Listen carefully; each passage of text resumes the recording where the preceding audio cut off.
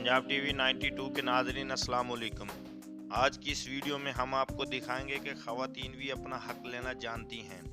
जनूबी पंजाब के ज़िला खानेवाल की तहसील मियाँ चन्नू में गैस ना होने से चूल्हे ठंडे पड़ गए हैं।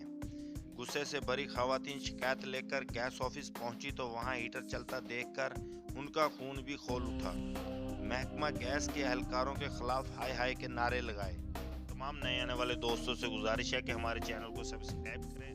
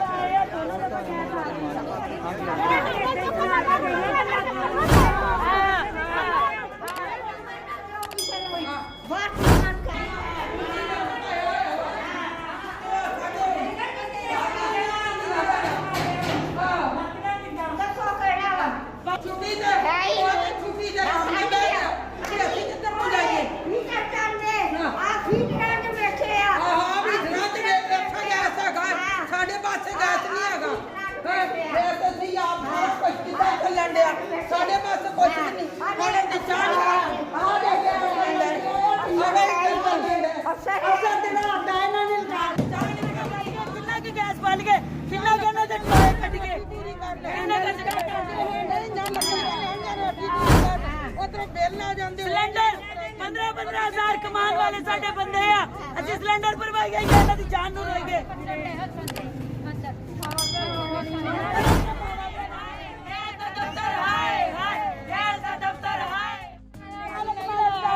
ਕੱਚੀ ਬਾਤ ਆ ਰਹੀ ਮੇਰਾ ਬਾਤ ਆ ਰਹੀ ਮੁਹੱਲਾ ਰਹਿਮਾਨੀਆ ਤੁਹਾਡਾ ਸਪੇਲਾ ਕਿਉਂ ਨਹੀਂ ਆ ਰਹੀ ਹੁਣ ਵੀ ਜਾ ਕੇ ਦੇਖੋ ਤੂੰ ਦੱਸ ਕੋਲ तकरीबन 2 घंटे के एहतजाज के बाद सब इंजीनियर सुई गैस का कहना था कि गैस के प्रेशर की वजह से गैस की सप्लाई मुतासर हो रही